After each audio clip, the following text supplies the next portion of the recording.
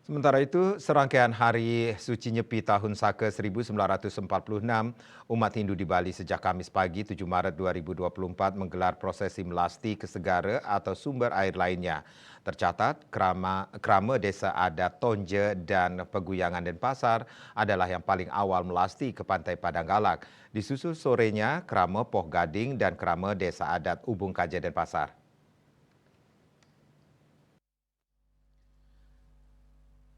Krama Hindu dari Tonje dan Peguyangan kali ini melasti di pagi hari.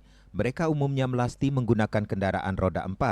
Pertima dan Perlingga Ida Betara ditempatkan pada barisan kendaraan paling depan, disusul krama desa adat yang melasti dengan kendaraan roda 2.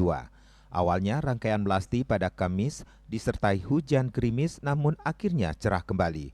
Pada Jumat besok tanggal 8 Maret 2024, prosesi melasti akan ditutup oleh krama desa adat Pagan, Sumerte dan Kesiman.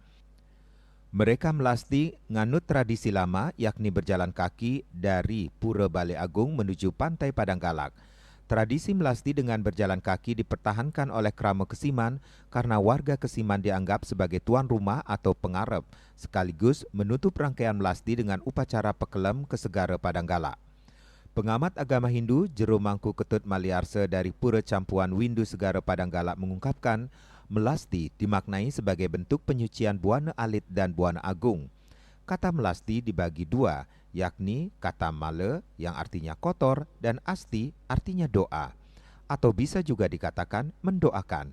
Dengan demikian, menurut Jero Mangku Ketut Maliarse, melasti bisa diartikan mendoakan segala mala dan kotoran baik di pikiran, perkataan dan perbuatan hanyut atau hilang. Makanya, melasti dilakukan di segara atau sungai yang airnya bermuara ke laut. Laut bagi umat Hindu diyakini sebagai tempat pembersihan skala dan niskala sekaligus sebagai sumber kehidupan. Ketika melasti, umat Hindu menyucikan pertima menurut Jero Mangku Ketut Maliarse adalah simbol menyucikan Buana Agung atau alam semesta.